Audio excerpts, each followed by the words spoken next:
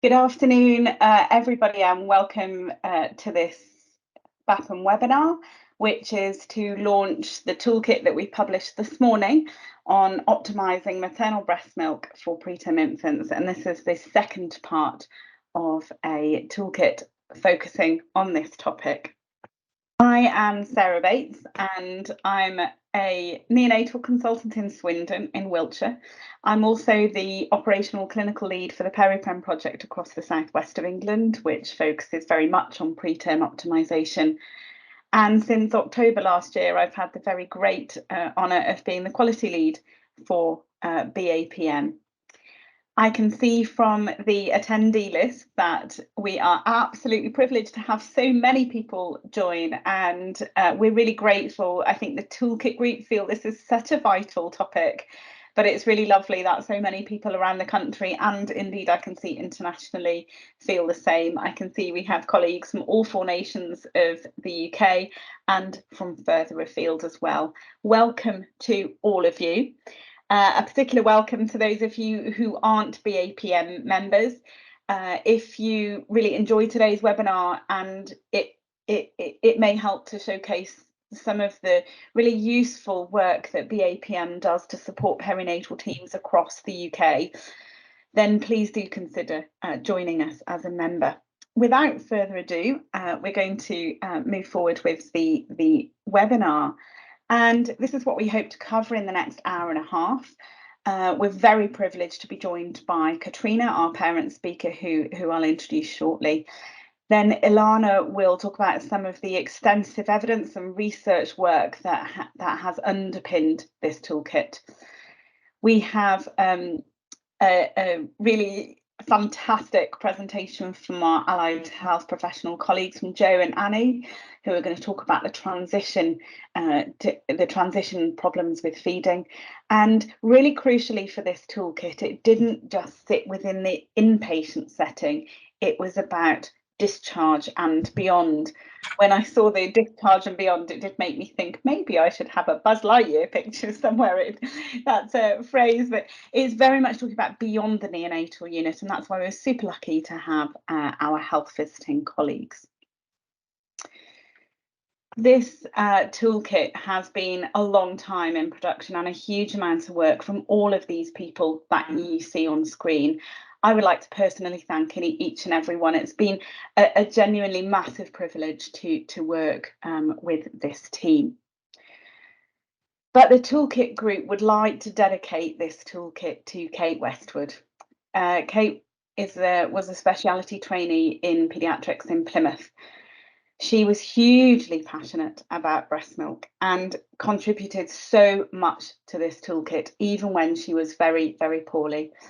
She really sadly passed away during the development of this toolkit, and with the kind permission of Kate's family, we dedicate this toolkit to Kate's memory.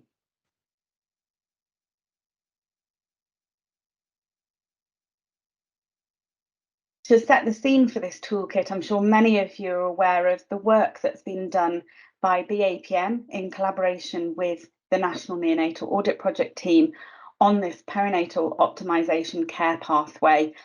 And this works with our obstetric colleagues in the antenatal period, our midwifery and maternity colleagues in the intrapartum period, and works through many of the key interventions that reduce death and brain injury in the preterm population.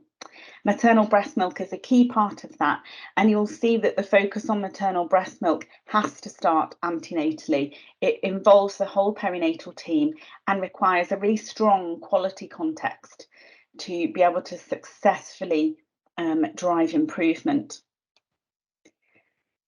But for this toolkit, we've extended that perinatal team and the quality setting through the neonatal unit and beyond into discharge, and that's where the second part of this toolkit fits. I had this slide when we launched the first toolkit back in 2020, and I think it holds true now. Winston Churchill's quote about there being no finer investment for a community than putting milk into babies. And this is a quote from one of the toolkit members, toolkit working group members, about maternal breast milk being a really truly personalised and precision medicine for our preterm population. This infographic was taken from our first toolkit and is included in the second toolkit.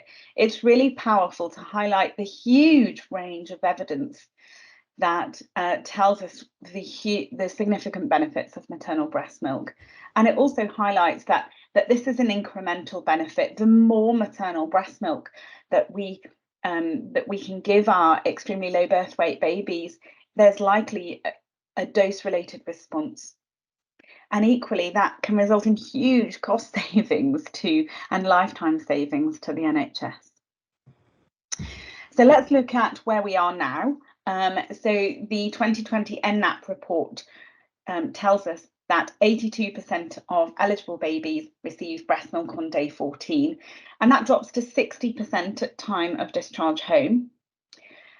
But at 14 days, we still see huge ranges between the neonatal networks across the country, and at the discharge, that range gets even wider. But actually, overall, we are not improving. And this graph neatly shows that. This is the percentage of babies who are born less than 34 weeks.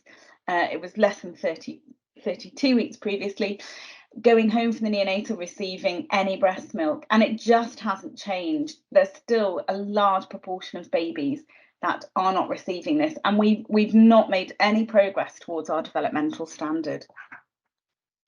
So GIRFT, both neonatal and paediatric surgery GIRFT reports really focus on this as a key recommendation, that we need to improve access to breast milk, not just early on, which we did with the perinatal toolkit, but during their whole stay. And the GIRFT surgery report very much talks about maximising breastfeeding at discharge, and that's the goal of this toolkit. So throughout, we focus continually on parents as partners in care, and really focusing that perinatal team as really very much working with those parents as key members of the team. So many of you will recall the first perinatal toolkit talks about the first 5 of 10 core elements to achieve these goals. And we covered the first 5, including evidence, strategies, barriers, enablers in the first toolkit. The second toolkit that we are sharing with you today and have launched today covers the elements 6 to 10, and we will cover some of those in the forthcoming presentations on this webinar. So just finally, to emphasise, we must start this process before birth with lots of antenatal education. I signpost you back to our first toolkit if you want to work on that area as well. And then really to recognise our late monarch. She made some amazing comments, but one of this really strikes home for me when we're working on improvement journeys together. And that really leadership is about encouraging people to combine their efforts together, their talents, insights, enthusiasm and inspiration to work together. And I think that's why it's so inspiring to have so many people on this webinar today to embark upon this work. I'd now like to introduce Catriona Howard, our parent speaker, to share her perspective. Thank you, Catriona. Thank you. Hi, everybody. I'm Catriona. I had in 2017, I had Elsie, who was born at 26 weeks and 2 days. So yeah, I just want to talk a little bit about our experience. And first, if it's okay, I'm going to share a little video, which just gives a bit of an overview of our experience, our journey from, I guess, from birth to coming home. So I'll share that now, and I've got a few slides to share as well.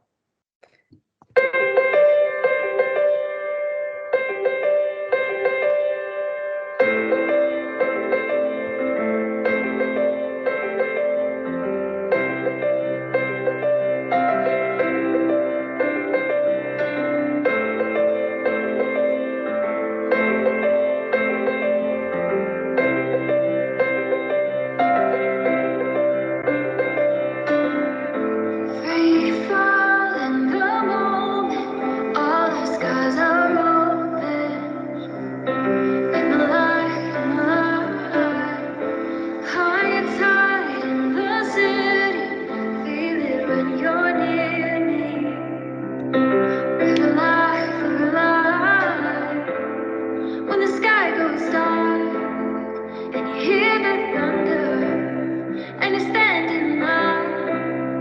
instead of running for cover. There's a new dawn coming over the water, seeing we're the ones, knowing there's no other. Would you be the last benevolent mouthpiece? Heaven knows we need you now. Would you be the most beautiful consequence of a world that's coming down? Standing up on our own for the things we know. Raise a voice, hear it echo. Raise a voice, hear it echo.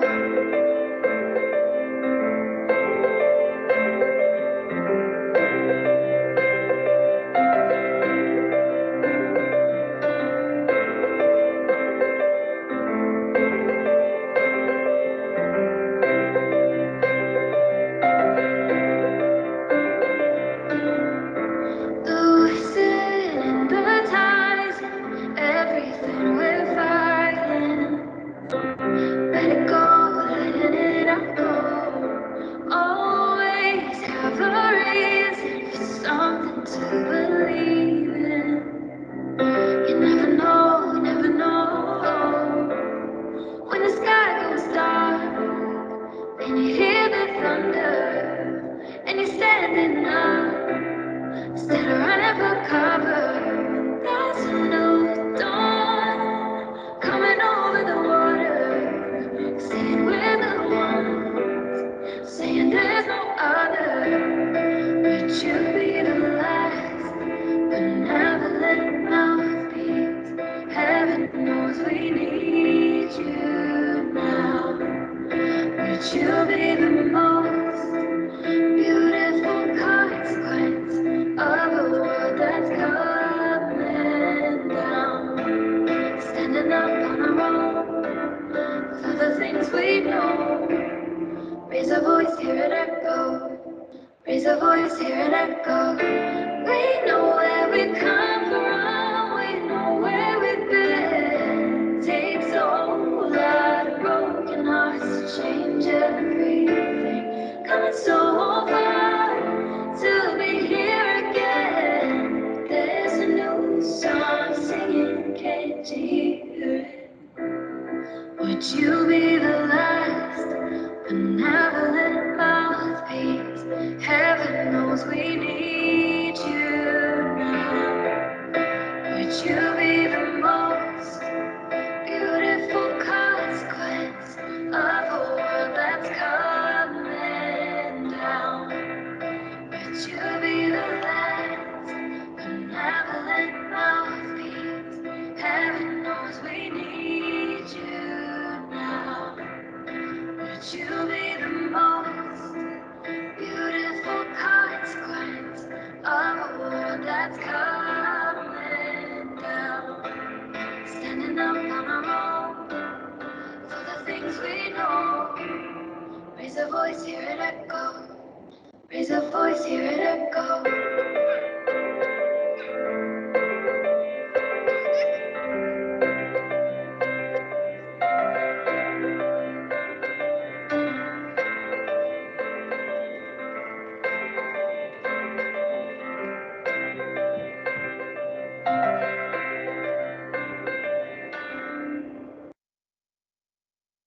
So hopefully that gave everyone just a bit of a quick overview, and I'll skip a few of the slides, I think, and just go over them quite quickly and get to the good bits, or the bits that are relevant for today.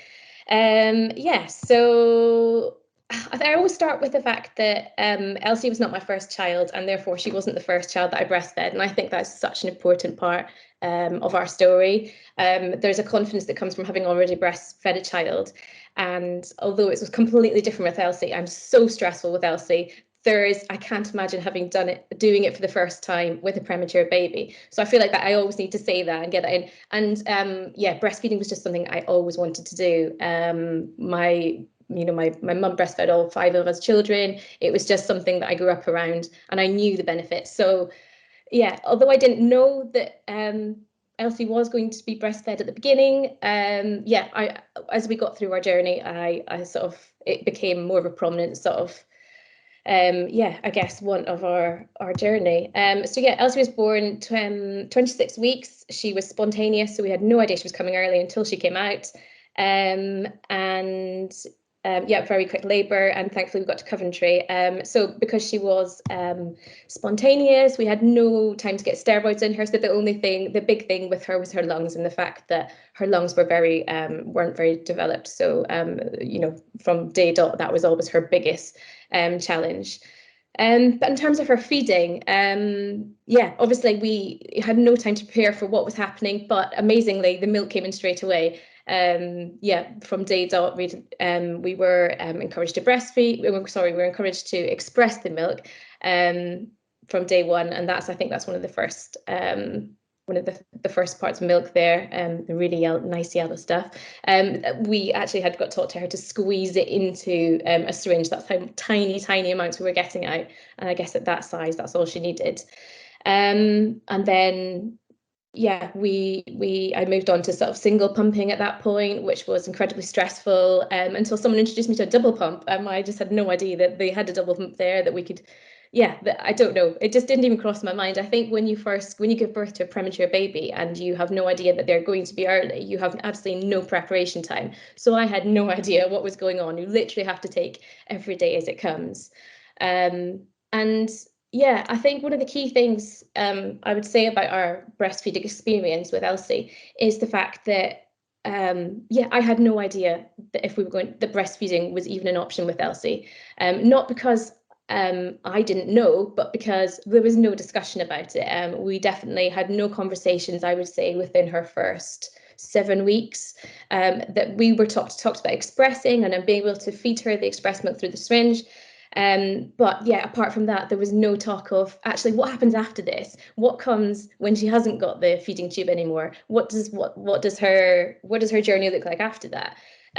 So yeah, it was all just, it wasn't even a thought. You know, we were taking each day as it comes, and with not very much consideration of what came afterwards. And I guess looking back, if I had a conversation with somebody, it would have potentially prepared me for what came next. But in terms of feeding the milk, she tolerated it really well. The breast milk really sat well with her.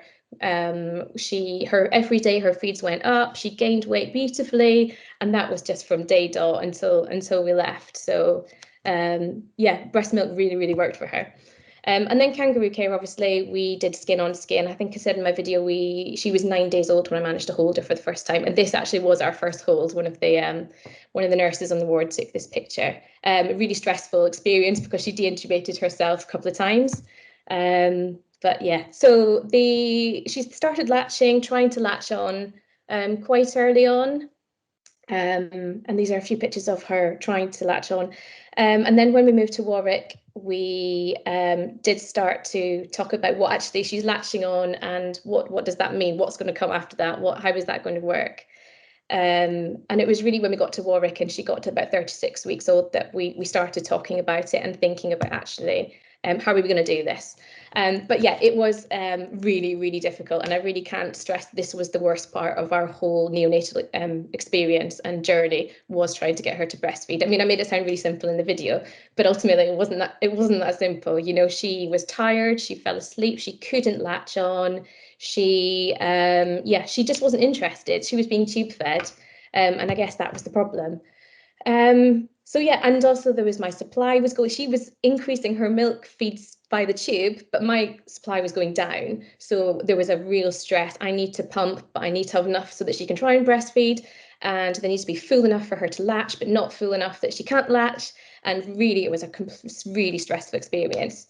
And we had the SALT team come in, and what they did was they looked at how she was trying to feed and basically ruled out any physical issues with her, which made, gave me a little bit of hope. Okay, there's nothing wrong with her. She had the oxygen tube, obviously, and so physically there's a lot going on, but actually in terms of her, she was fine. She could do it if we wanted to. We just needed to find out how we made her want to feed.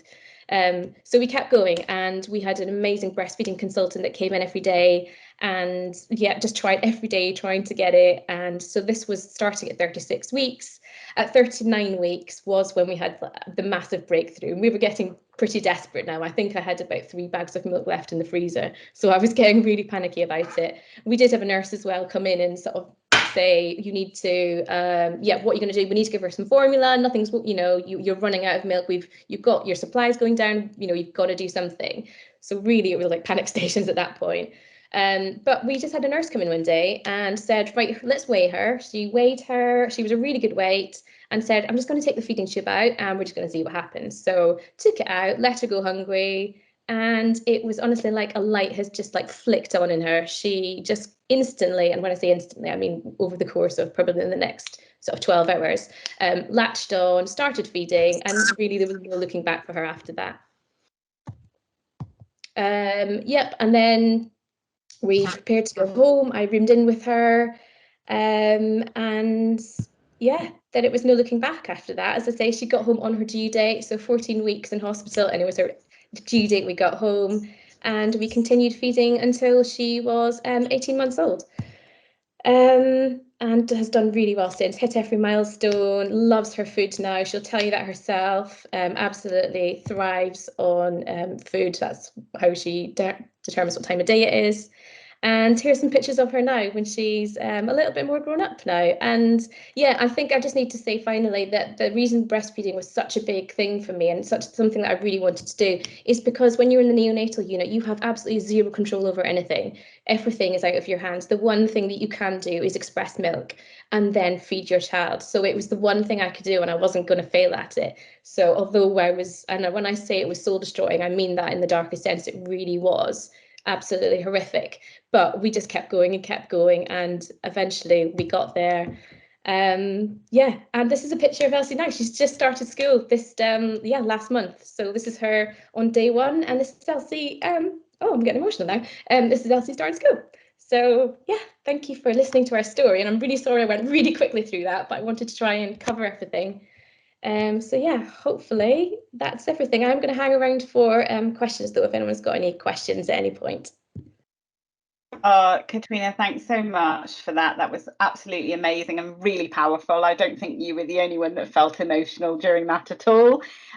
Wonderful comments in the chat, beautiful, powerful, absolutely fantastic. And as I said, very, very grateful to have the parent voice as a really powerful driver for change. So I'm really honoured to introduce somebody that's been a fantastic contributor to this work and has put so much effort in to both toolkits. Ilana Levene, Ilana is a Neonatal GRID trainee in Oxford and an NIHR clinical doctoral fellow for the University of Oxford. Over to you, Ilana. Thanks. Okay, so hopefully everyone can see my slides now. I think they're offset, aren't they? Yeah, they're still slightly small, Ilana. That's much better. Thank you so much. Great. So fabulous to hear Catriona's story first, which kind of the basis of all that we're doing is to try and get the most positive outcomes that we can for parents and families in relation to maternal breast milk. So going to change tack completely now and talk about the evidence behind the toolkit actions that we've suggested. So I'm Ilana. I am a GRID trainee in neonates and currently doing a PhD that is related to the dynamics of breast milk expression.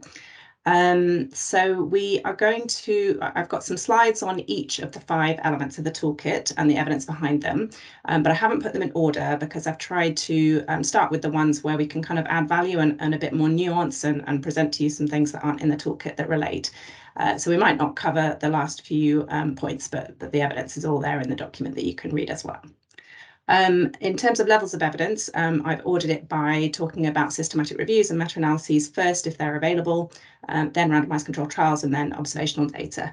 As you'll see, in general, the research related to breast milk expression and breastfeeding is often weak. And I think of the evidence that I'm showing you, the highest strength of evidence is moderate, but most of it is weak or very weak. So obviously we have to take everything that we read with a pinch of salt sometimes, but also understand what is available so that we can try and do the best we can with what we've got. The actual references are all in the toolkit, so I haven't put references into the slides.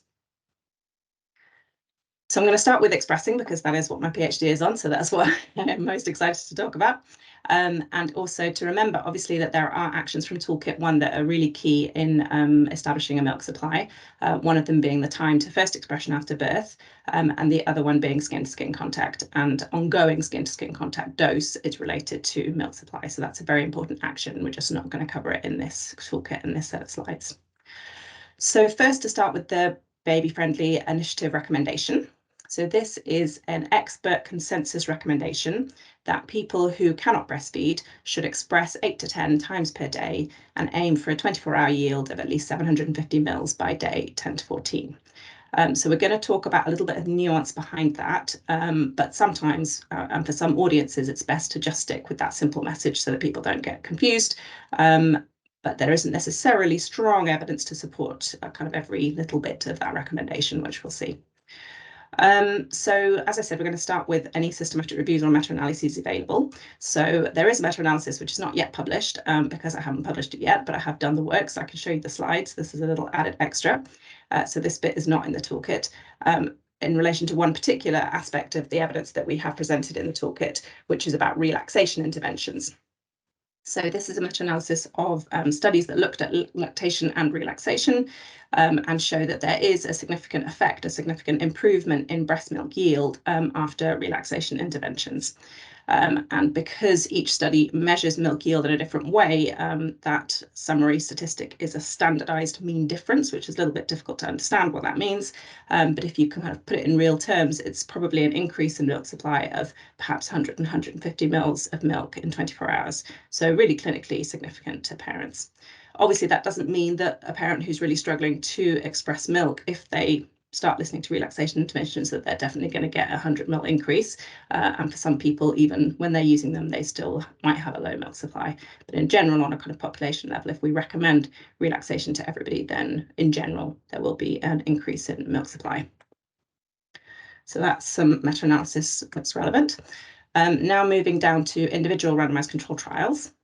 So this is a trial from America, and I think it's interesting to note that the UK context, there tends to be an emphasis on hand expressing from birth and then moving to an electric pump at some point in the first 24, 48, 72 hours. And I think that there is a variability in practice in the UK, but in America, there's very much an emphasis on electric pumping from birth. So in this randomized control trial, they were comparing electric pumping from birth solely with hand expressing from birth solely, and that was for the first 7 days of life.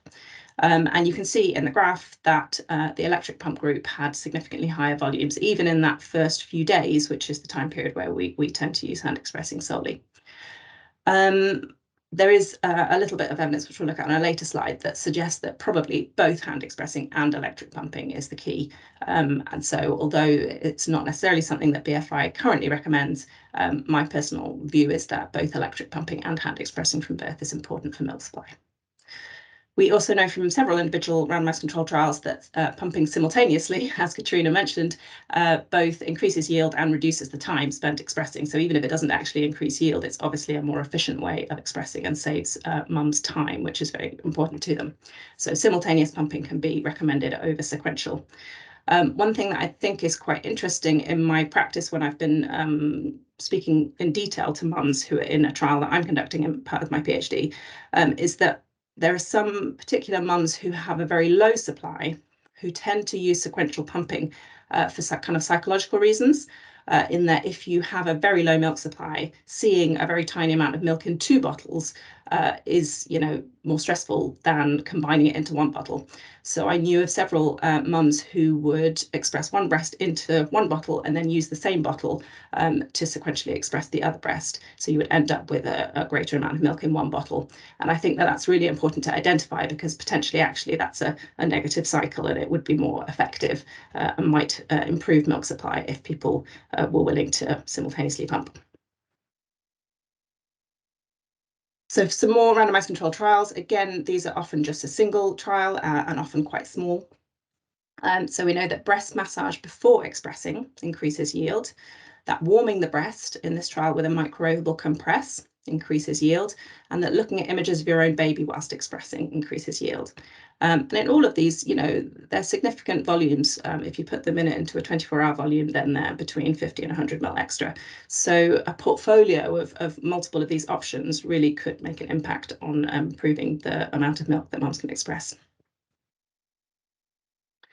Observational studies, I mentioned that we would look at this. So this is a study that looked at how often people hand expressed in the first 3 days. Because this was in America, all the mums were also electric pumping, and they were electric pumping on average about 5 times a day. But there were certain people who also hand expressed. And so the group 3, the highest group, were hand expressing more than 5 times a day, in addition to pumping 5 times a day, possibly at the end. So they were possibly electric pumping and then hand expressing immediately afterwards.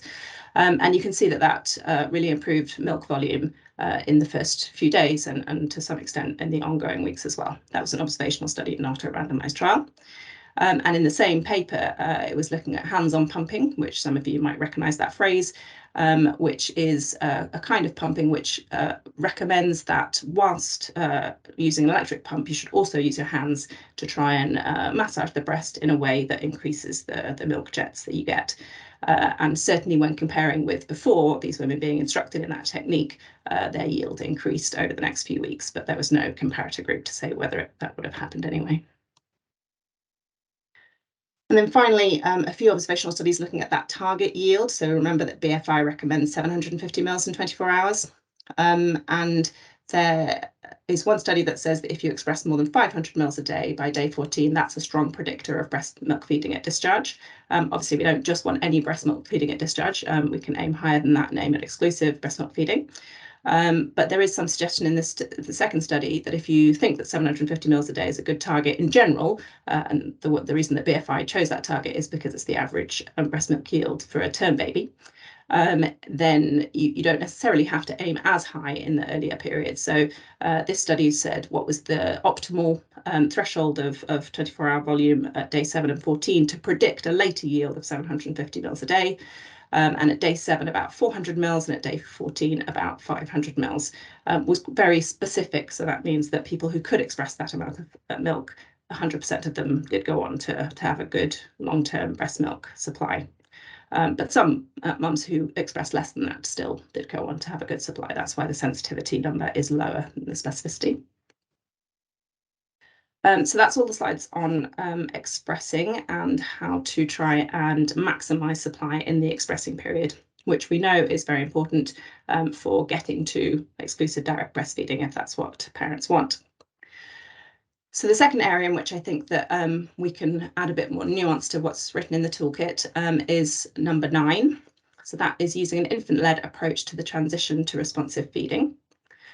Here we have a Cochrane review that says that responding to a baby's cues rather than using scheduled feeding reduces time to full oral feeds in general. And we have another Cochrane review that looked at avoiding bottles.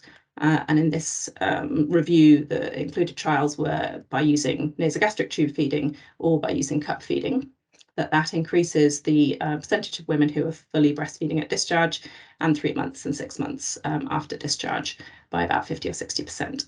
And for both those Cochrane reviews, they graded the strength of evidence and said that this was between low and moderate.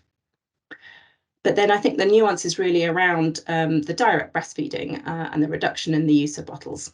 So we know that any direct breastfeeding in hospital is associated with a longer duration of breast milk feeding after discharge. And also to kind of allay people's fears, which is often a fear that comes from families as well, that spending time on establishing direct breastfeeding will delay discharge. Another observational study said that direct breastfeeding frequency, either none, moderate frequency or high frequency, was not associated with the gestational age at discharge. So there's no evidence from that study that direct breastfeeding does delay discharge. There's also a very interesting qualitative systematic review, so a systematic review that looked for qualitative studies, which was about attuned breastfeeding, which is another way of looking at this infant-led breastfeeding. So very much about direct breastfeeding, that relationship between the mother and the baby. And it found 3 key facilitating themes. One was being in closeness, so maximising the physical connection of the two. Being able to breastfeed when the infant signals. So that's about the parent being there to see the signals and feeling that they have a kind of private place to respond. And then the staff support and the interpersonal relationship between the family and the staff. And that those three things are really important to get direct breastfeeding established. And I think to some extent we need to shift our perspective slightly. Even if it were the case that, for example, bottle feeding could get babies home a few days earlier, is that really our priority in terms of the kind of lifetime of the baby and the family?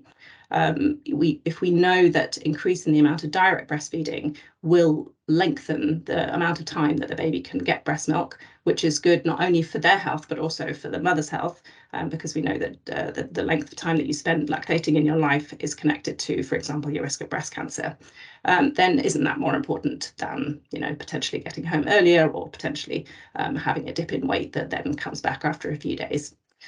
And in reference to that, I think it's important to think about what does lactation success mean to parents?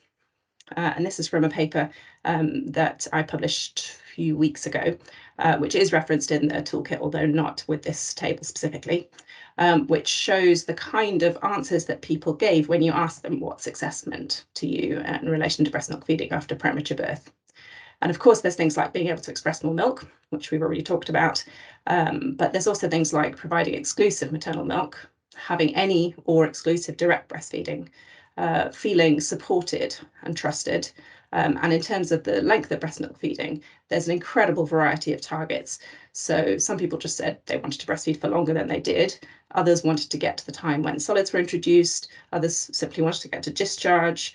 Many people had quite a nuanced target. So it might be when the baby got to a particular weight or when it was after winter and they felt they were less prone to infections. And some people wanted to continue for years, you know, until the baby or child decided they wanted to stop breastfeeding. So in that period, peri-discharge, we really need to value those other priorities for long-term breastfeeding as well. So just checking the time. So I think I'll stop there. I do have other slides related to the evidence behind the other points, but they are more similar to what you can read in the toolkit itself. Thanks so much, Ilana. Really, again, really useful and loads of interesting comments in the chat as well. So I'm sure we'll be able to pick them up in the Q&A session. So it's my pleasure and privilege again to introduce two other people who've been so dynamic in the formation of this toolkit, both outstanding speech and language therapists who've taught me so much. So we have Jo Marks, professional lead for speech and language therapy in Manchester, and Annie Aloysius, clinical specialist speech and language therapist from St Mary's Hospital and Queen Charlotte's Hospital in London. Annie and Jo, over to you. I'm Jo Marks. I've got two roles clinically. I work for the Northwest ODN as their speech and language therapy lead, and I clinically work at St Mary's Neonatal Unit. Annie, do you want to introduce yourself, Annie? Can do. I'm a speech and language therapist and also a lactation consultant working down in London at Imperial College Healthcare NHS Trust. So that's St Mary's and Queen Charlotte's hospitals. And I'm also the chair of the Royal College of Speech and Language Therapists Neonatal SEN. I just wanted to start by thanking Catriona for what an incredible, it's not really a presentation, and it's an opening to her world and her world with Elsie. And I think what was so powerful for me as a speech and language therapist and what she's demonstrated, and hopefully we can tease that out through this short presentation, is actually the feeding journey. It doesn't just happen at around 34 weeks when we're thinking, okay, let's get to oral feeding, but actually there's so much more that happens in that journey that is key to the successful end of that. And so in this presentation, I'm going to tease out some of those earlier building blocks, and then Annie is going to pick up with a little bit more detail, really looking around element 9 on the toolkit. But I think Catriona has beautifully demonstrated all that we wanted to say. So just to be cheeky, we were just wanted to take the opportunity to thank Sarah and the team BAPM actually to just embed AHPs as part of this work. It's been a real privilege to be part of the toolkit and to work alongside as a multidisciplinary team, which has been really fabulous. And I think that just reinforces the power of team, and we all bring something slightly different, but actually it's for the best outcomes of our families and infants. So yeah, the role of AHPs in neonates is a drum that's being banged quite loudly at the minute, and but we just wanted to recognise and say thank you for allowing us to be part and key in this toolkit, and particularly in the toolkit 2. So I have just we've seen this, Sarah's presented this slide slightly earlier, but we wanted to just really reinforce that whilst the focus on toolkit 2 is really looking at sustaining lactation and that transition from tube feeds to successful breastfeeding, I wanted to just say it actually starts in toolkit 1. So some of the markers that Catriona shared was even when you're thinking about early skin to skin and having skin to skin, it was day 9. I think Catriona said that she had that first hold, but actually that's so important, having that skin to skin, establishing that loving and close relationship has a payoff, has an outcome for later establishment and successful breastfeeding. So I didn't want to just leave out toolkit 1, but just reference it there. So then in reference to toolkit 2, I've said already that the feeding journey is really a series of building blocks. It isn't just what happens at the very later stage when we're looking at latching at the breast and initiating that lovely coordinated suck, swallow, breathe pattern. Actually, so much of getting to that point happens a lot earlier. And I think toolkit 2 really looks at that transition and really and looking at that responsive cue-based model and being led by the infant. And the emphasis for element 6 as a starting point on what are those pre-feeding building blocks, and element 6 even looks at positive oral touch and non-nutritive sucking, which we will come back to in a minute. I think we wanted to recognise that we realise there's a variation of approaches across units across the country, with different challenges faced by different teams, but I think this is the power of this toolkit, which again I will reference later. We can take bits out that are related, and you can bring it to your team and say, what are we going to look at? And it really is a powerful tool to be used. And I think there's an opportunity with toolkit 1 and toolkit 2 to shift culture, to change practice, which I know they're massive statements and huge things to do, but actually they have to start somewhere. And I think having this evidence-based tool, as Ilana has just given us a snippet of the evidence out there, actually using this tool means we can achieve some significant changes, both in practice and I think then in that long-term culture. So the journey to successful suck feeding. I think this slide just actually for me incorporates probably 7 elements when I was looking at it out of the whole toolkit, 1 and 2, which is why I didn't really want to distinctly separate them, because it starts so early and we can use it as 1 to 10, but this actually just captures about 7 elements, which is amazing. But we know that it's such important, and it demonstrates this slide, the building blocks from a delivery room cuddle, from having that initial skin to skin, and the opportunity for early expression and initiating lactation, and moving through having buccal colostrum. We know mouth cares with milk. We know that the evidence tells us that actually having those early positive sensory experiences is key to later outcomes. We know we have so many children out in a community. They graduate from the neonatal unit, and sometimes they've gone. What happens? But actually, what happens is so many of the children we continue to see, particularly speech and language therapists, have long-term sensory-based issues. And actually, there's so much we can do in these very early stages that have an impact for later outcomes. And it starts here. So that positive element 6, that positive oral touch, having those mouth cares, that positive taste of that early colostrum, that breast milk is key. That positive touch, that skin to skin during a tube feed. Babies being given the opportunity to be able to start non-nutritively sucking at the breast, whether that's a recently expressed breast, but having the opportunity to actually be in that literal physical place is key. And all of this, as I've stated, all of this leads up to the cue-based responsive feeding. Oh, just seen a comment. Are the slides moving in sync? Are they not? Are they okay? So just to tease out, referencing Toolkit 2, we just wanted to just touch upon change ideas. In the Toolkit, there's so much information regarding the identification of barriers and enablers around all these areas that we want to talk about. And we just picked up on a couple. You can see these in the Toolkit, but certainly some challenges we felt were evident and we wanted to reference were equipment and resources to positive oral touch and non-nutritive sucking. Information for staff, information for parents is key. But when we talk about equipment, there are barriers where there's not the appropriate size dummies, for example, not the appropriate mouth care equipment, and as basic as that.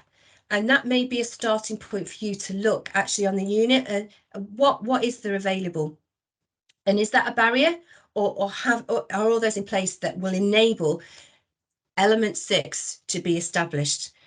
Barriers to parental presence. I think key in the toolkit, it talks about systematic barriers and then social barriers, but in the system, are parents able to be present? Are they encouraged to have skin to skin? Are they supported in having that opportunity? I think Catriona said it was day 8 or day 9, that was the first time that she was able to hold Elsie, and that was challenging, and she expressed that was stressful, but it was clearly so important for her to have that experience and some facilitating that. And the communication skills and training for staff. I think when Ilana has shared the evidence, we know that there's information about that fine balance of the language you use with parents, in that fine balance of encouraging mums in their expression versus pressure, and different quotes from parents within the toolkit stating that it was really, some parents were really challenging and found it really difficult, to other parents saying they felt empowered. So I think we really need to be careful and consider the language you're using.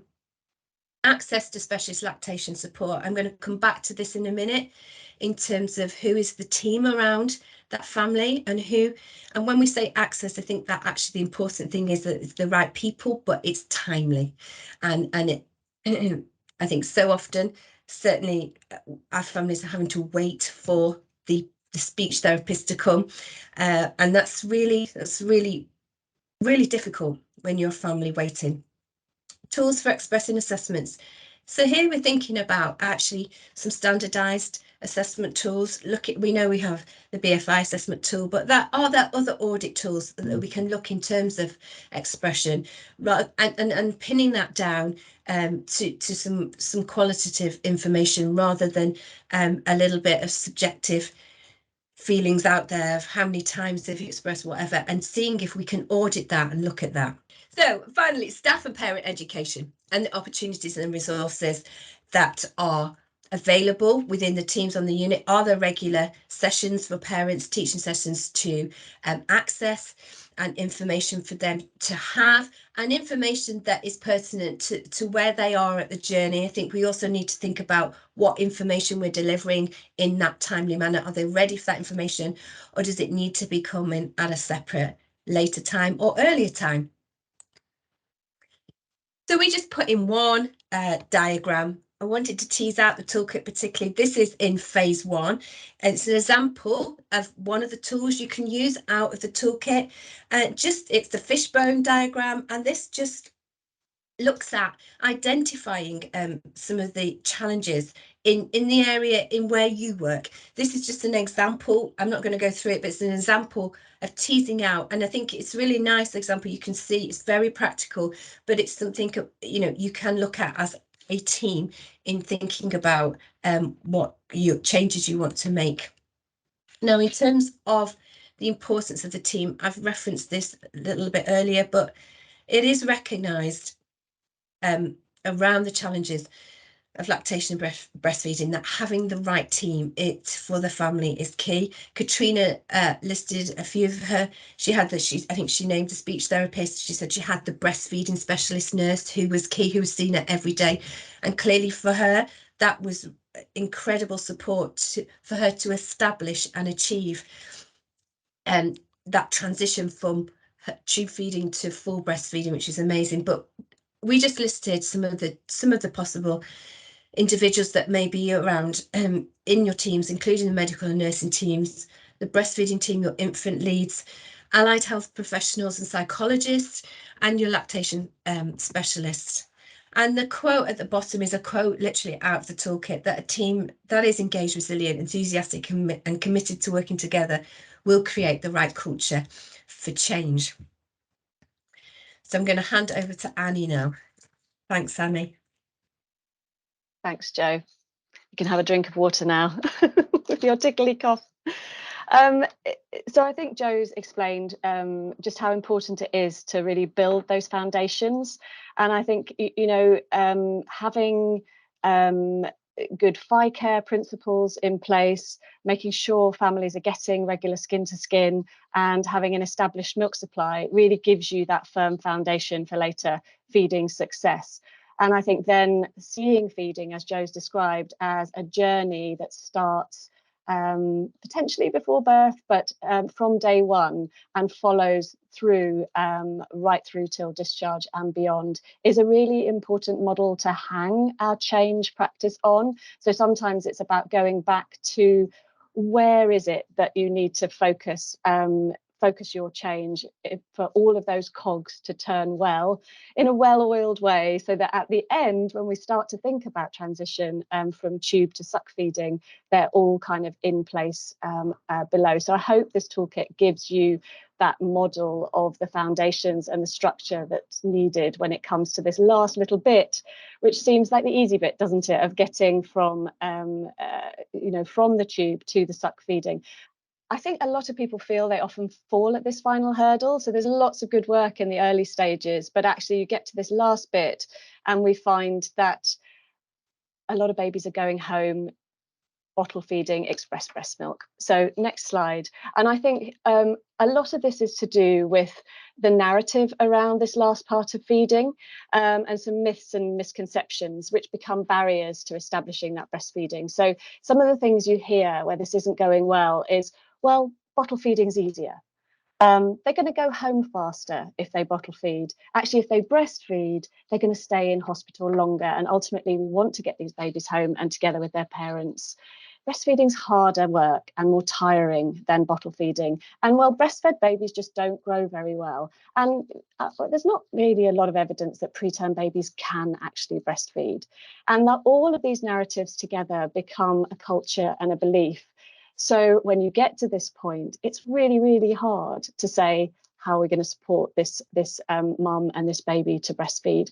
And I think sometimes this is where it has to start, that everyone actually has to believe it's possible. And culture change is probably the biggest, most difficult thing to shift, easiest thing to say, hardest thing to actually do. So I think we can talk about lots of tools and structures and practice, but actually sometimes it's about peeling away the beliefs and getting to the root of what the culture is in your neonatal care.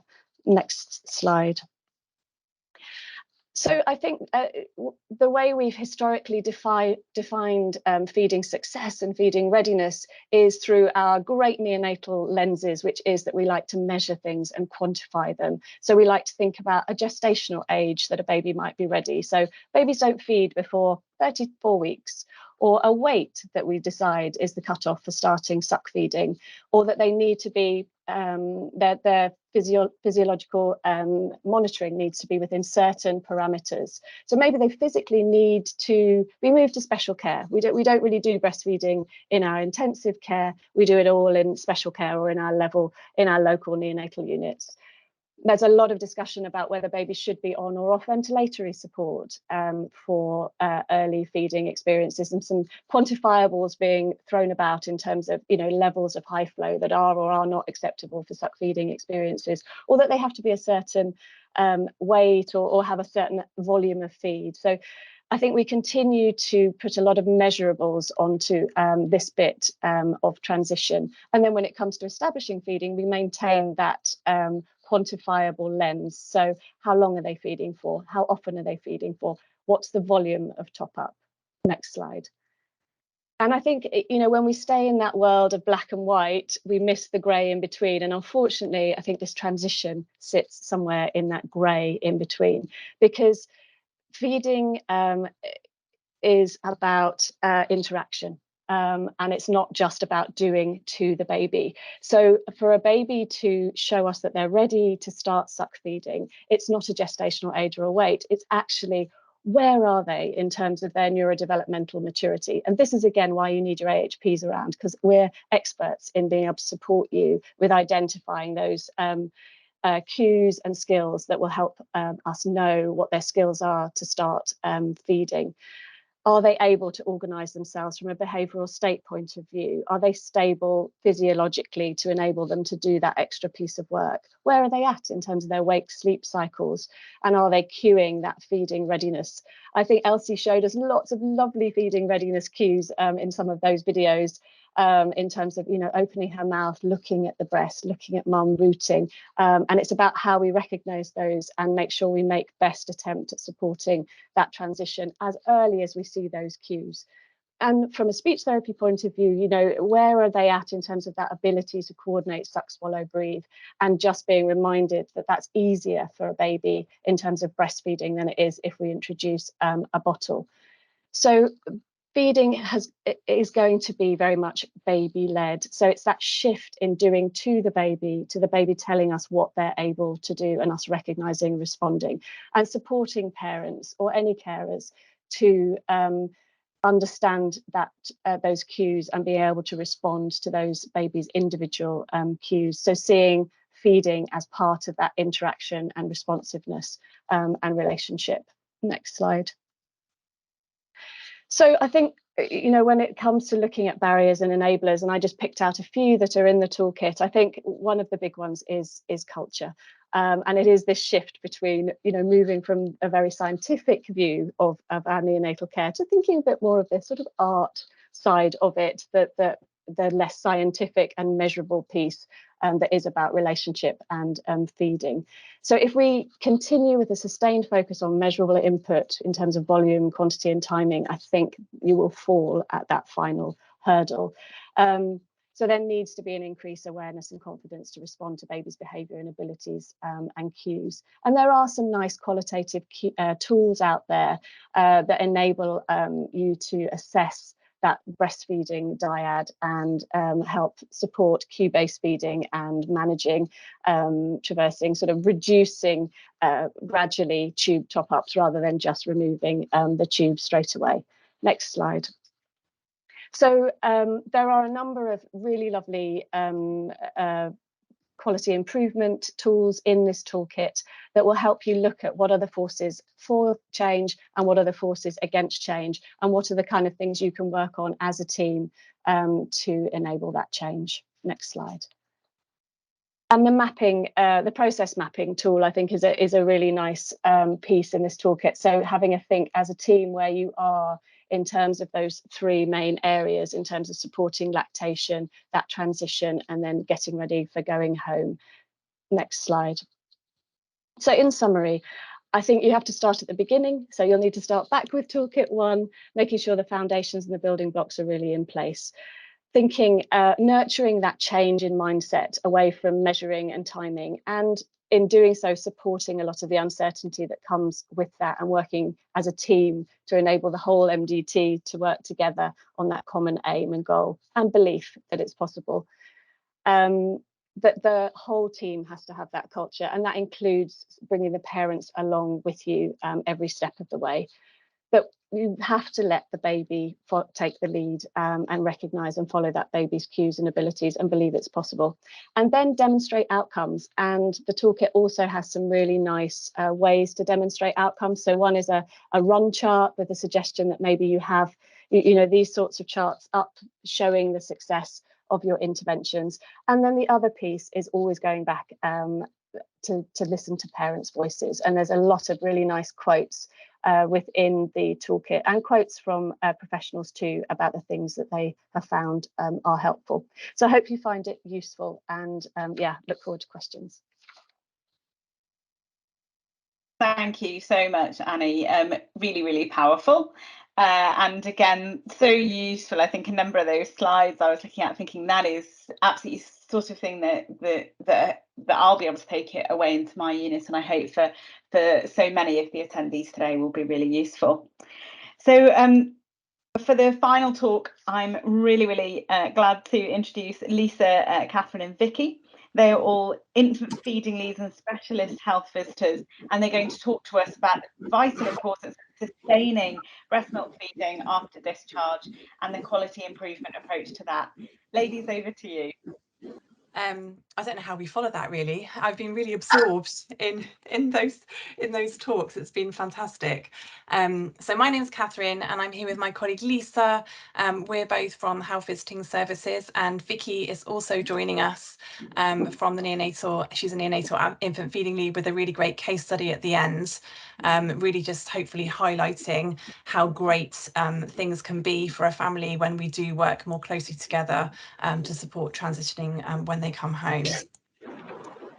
So first of all, and as I think has always been highlighted so much within the previous talks, the community teams really need to be thinking about how we can provide support for families with an appreciation and awareness of what they've been through and the journey that they've already had.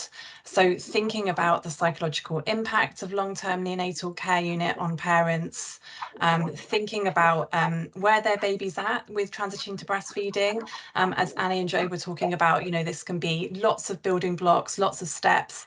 And when they come home, there's still lots of steps that needs to be taken and parents supported through further building blocks towards transitioning to breastfeeding. Because in my experience, there's many babies that still aren't fully established on breastfeeding or may still be bottle feeding. So it's really varied. So supporting them with that, but also knowing how far they've come is really important. Prolonged mechanical expression. So we've already talked a little bit already about expressing, but many mothers will still be doing lots of expressing to maintain their supply because their babies still aren't efficient enough at the breast or aren't latching on yet when they're at home, and just really being able to understand and appreciate how hard that can be.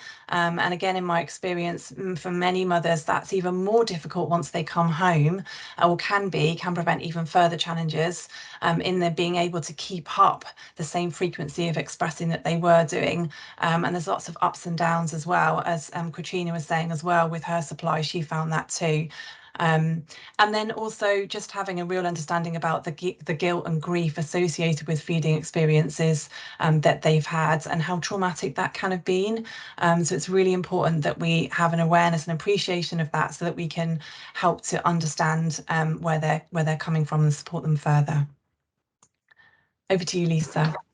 Oh, thank you. So the post-discharge support is usually delivered by the neonatal outreach teams and the health visiting services. The health visiting service can make a significant difference to families' transition from the hospital setting to their homes and help to contribute to the key element of this toolkit, which is successful breastfeeding after discharge. Early and prolonged contact with the family health visitor to support the admission and discharge divide will foster a therapeutic relationship with the family. So hopefully lots of you already know lots about the health visiting service. I don't know if we've got any health visitors that have joined us, but just so you have an awareness of who we are. So we provide health and development reviews, parenting support, signposting, and health promotion through individualised care for families. We follow the Healthy Child Programme, which is a national programme, which provides universal care and support for families with babies antenatally. We make contact as well as up to 5 years of age, and we also use the UNICEF Baby Friendly Initiative curriculum with our infant feeding training, and many of our health visiting services are either fully accredited, so 67% of them earlier in the year were fully accredited, and 91% of health visiting services in the UK are working towards being fully accredited. So me and Catherine have worked together as part of this toolkit to create an example of best practice, which is to ensure the seamless transition from the neonatal unit to the health visiting service, and obviously for the families to go home. The importance of the neonatal unit and neonatal outreach communicating with the health visitor, especially during admission, but also when planning the discharge, as this provides a coordinated and consistent approach to hopefully prevent the barrier of unrealistic expectations of feeding and growth patterns once home. The health visitor establishing a therapeutic relationship with the family during their admission on the neonatal unit, again, is really important, because actually communication allows families to build supportive relationships. Therefore, the health visitor can understand the baby's journey, the parents' experiences, especially when discharged home, which can help to build the confidence in responsive feeding at home. So education and support is really important. I think this has already been mentioned. There is further evidence in the toolkit, but this is just one that I picked out. So a structured 5-session lactation education programme near discharge increased exclusive breastfeeding at 4 months from 16% to 73%. So really powerful how important it is to provide education, but also important to have an awareness that it can be quite difficult for parents to engage and retain that information when they are under stressful times in the neonatal unit. So it's really important in the community that we're able to reiterate that advice and continue to repeat some advice and check in with parents about what they need to know, what further advice they need to make informed choices, and obviously keep reviewing how they're doing. But that coordination between the two teams or 3 teams if it's outreach as well is really, really important. Also really important to make sure that we're checking in with parents and working in partnership with them to help them make informed choices, and also being respectful around what they want to do moving forward. Lots of different options, as Ilana was alluding to, around what their goals might be around feeding, and that can change as well, and so checking in with them and respectfully helping them to navigate that once they're home in the community. Okay, so these are the barriers identified in the toolkit that could affect successful breastfeeding after the discharge. So the barriers that we have identified are sort of families, when they go home, they can end up having multiple appointments for families to attend. There can be unrealistic expectations of feeding and growth patterns once at home. And the health visiting and peer support teams might not be confident in caring for preterm infants due to lack of training. And also the partner or the family want to help the mother with the feeding, and then they may feel excluded because of this. However, therefore, it's vital to enable breastfeeding after discharge by having the enablers, which is maybe considering to cluster scheduled appointments, organising multidisciplinary team post-discharge clinics with feeding support, offer virtual feeding support to avoid the families to travel, empower parents and staff to gain confidence in signs of effective feeding. It's important for the health visiting teams to provide ongoing feeding assessments, which will support the families as they adjust to new feeding patterns and move towards responsive feeding. And it's really important to involve the family members, discuss other ways that the family can bond and support with the baby. and provide education to staff and peer supporters in caring for preterm babies. So one of the things that health visitors can really help to support with is signposting families and making sure that families are aware about all the different kinds of support they can get for infant feeding and once they're home in the community. And one of the things I think in practice that definitely I find is really helping parents to move towards responsive feeding, which can be really quite a journey for them when they've been in quite a medicalised world. And helping them to start to move towards being more responsive once baby's at the breast is a real process. So empowering them through looking at signs of effective feeding and helping them to trust their instincts as they go along that way. But there's some great support out there. So we've got peer support, social support networks can be really helpful in lots of breastfeeding support groups which are available in the community. We do have virtual feeding support now, even more so since the pandemic, and that can be really helpful if parents can't get to the groups.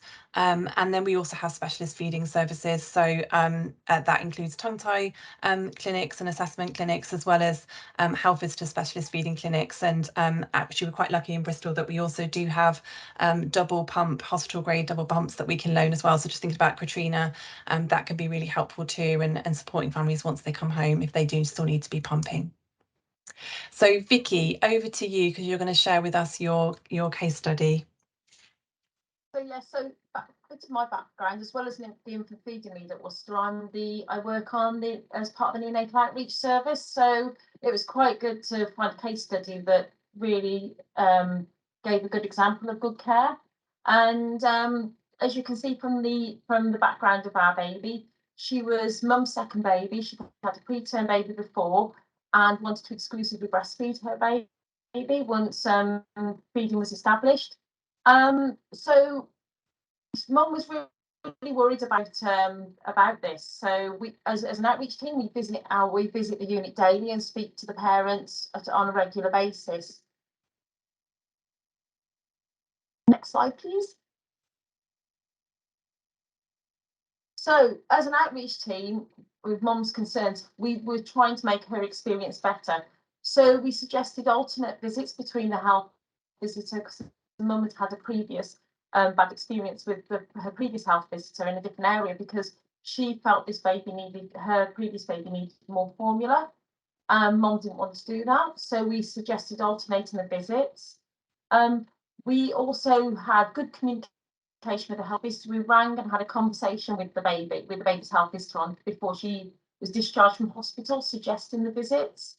And normally we'd send an email, but this time we had a discussion, and also the health visitor was really pleased that we pre-warned her about the size of this baby. She said otherwise she'd have had a shock when she walked in. And following that, we then just have a discussion after each visit and update each other on weight. And mum was really pleased with that, and it worked really well. So we shared feeding plans, our human milk fortifier reduction plans. We shared all these things with the health visitor. So it really worked well. She'd not heard of the human milk fortifier reduction plan, so we talked that through the baby's percentile charts and personalised charts, which was really useful. And then we looked at supporting her with what we'd expect for that baby. And as we handed her over, we gave a full handover instead of the usual email that we would send. Slide, please. So this is words from the mother's experience. Following working with the toolkit, I spoke to this mum again, who gave me consent to sent me the pictures. And as you can see, these were in her words. And it was really, really lovely to hear how supported she felt. She said the difference, having that communication between the two, not getting conflicting advice, was fantastic. And what she found really valuable is when we hit problems. Matilda ended up with bronchiolitis, and obviously following the illness wasn't so good. So we helped the health visitor to manage that and what to expect for this preterm baby. And she also said building that relationship with a health visitor supported by us really paid dividends in the following our discharge. Next slide, please. So we learned a lot from this particular baby, and we now have taken this into our care regularly. So it's not just babies that may have additional problems, such as our very small babies, our babies that might be oxygen dependent. It's also mums as well who may have learning difficulties, who may be autistic. Those mums, those families, we'll phone the health visitor and have a long conversation prior to discharge. And the alternating visits we found has worked really, really well. The communication, you build that communication, and that builds trust, which is fantastic. We avoid then the conflicting evidence, which really helps. Oh, we've lost our slides. Sorry, it just clicked off. It should be back now. That's okay. And the other thing is we help the health visiting team learned a lot about outreach, and we learnt more about the health visiting teams. And then we also help them with support and teaching. What may be a small weight gain to the health visitor of say 100 grams, 4 days.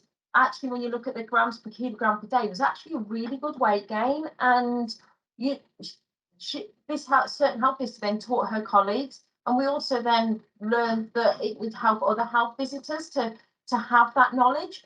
So it actually gave us so much knowledge to be able to then pass what they need to pass on. And the fact that it reduced the family stress was fantastic, and that made a big difference. And they can then go home and they can enjoy their babies. The other thing we've learned is that as we're getting babies home, we take home on as little as 2 feeds in 24 hours. We find these babies really blossom at home and really take off, and it's just fantastic. Next slide. Okay, so Vicky shared the experience with a health visitor with me, and as you can see straight away that the health visitor and neonatal outreach working really well together. Having that good communication was key from the beginning, especially for the mother's experience, and sharing the resources were valuable. Building the relationship with the family from an early stage had long-lasting benefits also. Having, like I said, that good relationship with the outreach team enabled the health visitors to seek advice even after the baby was discharged from the team, and sharing experiences and problem solving together was helpful and gained knowledge, which helped with further cases. And that's what we really want from this toolkit, is for both teams to work together in partnership for families. So in summary, good communication was a huge big thing in that case study, as well as in the previous slides that we looked at. And the discharge planning meeting and the flow chart that we've suggested in the toolkit is one of the ways that we can really think about trying to improve that for families during that transition to community. Because building those early relationships will help to reduce parental stress and conflicting advice. Develop a trusting relationship with their health visitor, ensuring challenges are resolved quickly. Sorry, my mic went and switch on. And this is Matilda now, 2 years on, and a good working relationship with all teams can continue even after the baby's discharged from outreach. Matilda's health visitor actually contacted us when she was a few months later, so it just proves that each team is approachable, and that good working relationship can pay dividends. Thank you, and that's us. Thank you so much. And I think what was so powerful for me as a neonatologist, and I expect for many of the neonatal professionals who work in an inpatient world, is just that actually almost that discharge is that start of the journey. And I really like the idea that babies fly when they're home, and how do we support them to keep flying is really, really brilliant. So we're going to move on to the Q&A session, and we're really lucky that actually on the webinar today we have almost all of the Toolkit members. So if they want to pop their cameras on, that would be great, because I'm sure that certainly they will be the ones to answer many of the questions. So really nice to see them all here. I'd love it if people would pop questions in the chat, please, and also put your hand up if you'd like to ask a question. One of the themes that I can see in the chat has been around data for measurement, and that's absolutely undeniably key as a key step for improvement journey, and it's something that perhaps we don't do brilliantly with breast milk if we compare it to some of the other preterm perinatal optimization measures. I've answered as many questions as I can in the chat, but suffice it to say that it's definitely part of the BAPM quality group's work at the moment, is to try and work with CleverMed to try and align some of the metrics. This year, we've had the UNICEF time to first breast milk field become a mandatory data entry point, and to be mandatory and flashed up on the admission form. So that's a real big step forward. It would be lovely if we could have some of the other suggestions that I can see from Anne-Marie and the team.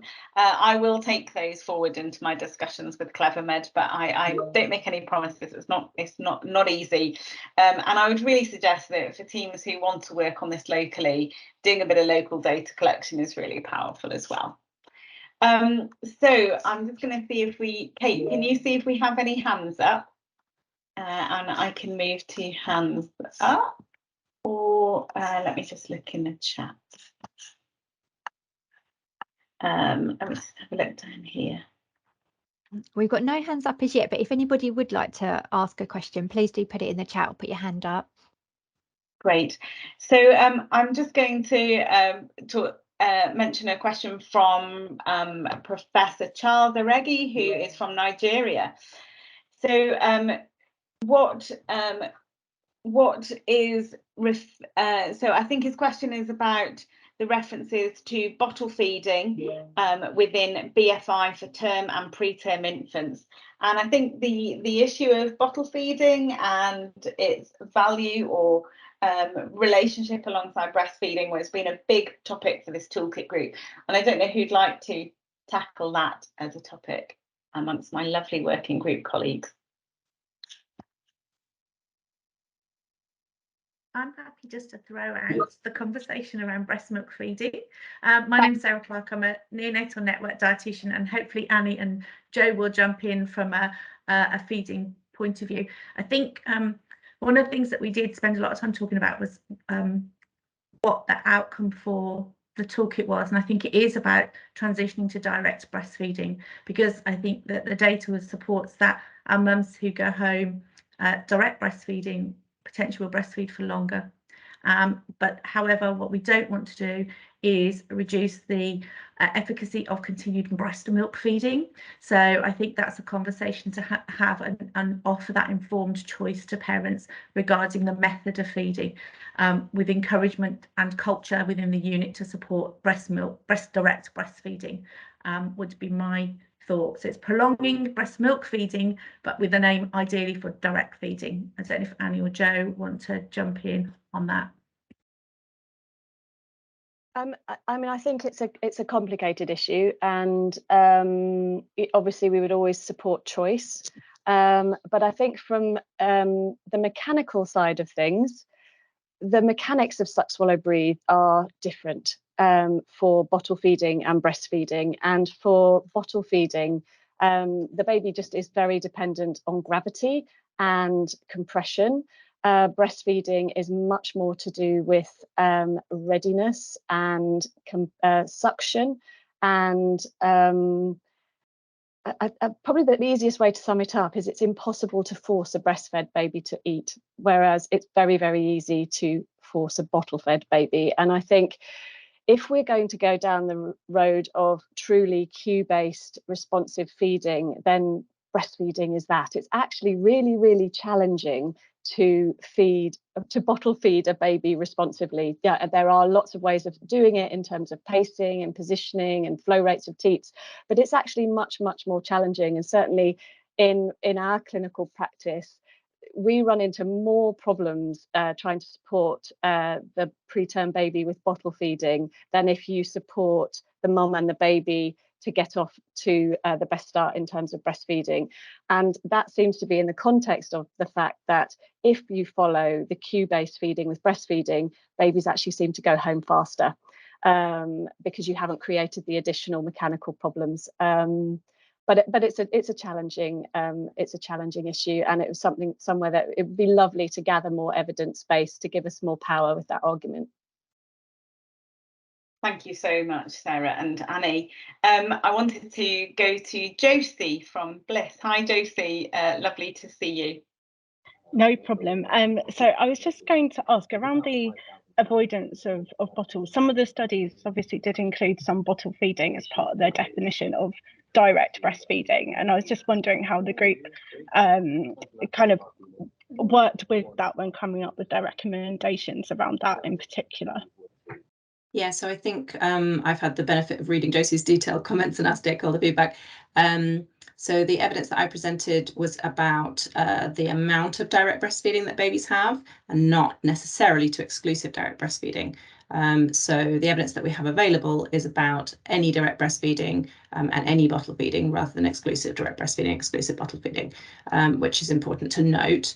I think also in response to Charles's question earlier, I don't know whether perhaps that was coming from a perspective of a society that has a more breastfeeding culture. And in the UK, we do have a bottle feeding culture. You know, the statistics are that the majority of babies are bottle fed in a very early period. And so that means that it's often an expectation or a desire of families in the UK to bottle feed. And I think Josie's point is about respecting the other motivations that families might have to want to bottle feed, whilst acknowledging physiologically that the more direct breastfeeding we can do, the more sustainable the relationship might be, and the longer the baby might be able to have breast milk and the mum might be able to breastfeed for, which also is something that families value. From the comments in the chat, certainly there's a lot of comments about the measurement, and again I will do my best to see how we can make progress with that. But there's one of Ilana's suggestions is actually to buddy up with units that are managing the measurement process well. It isn't easy, so do share and collaborate and work as much as possible. Lots of questions about sharing the slides. We will be sharing the recording of this webinar, and I'm sure we can put together some slides if people would find that that's helpful too. It just remains for me to send a huge thank you to the working group. This has been a really long process, and all of the people that you see on the group today, together with the rest of the people on the list, have given so much of their time, their energy, their expertise, their passion, their enthusiasm. And I think if you all just have a look in the chat, you can see how hopefully this will be a real driver for change. So thank you to all of the working group, and thank you to everyone for coming today. I can't remember seeing such a huge turnout for a webinar in quite some time. So thank you so much for your time. And I hope that you enjoy the toolkit and that you find it really useful. And yeah, have a good afternoon. Thank you, everyone.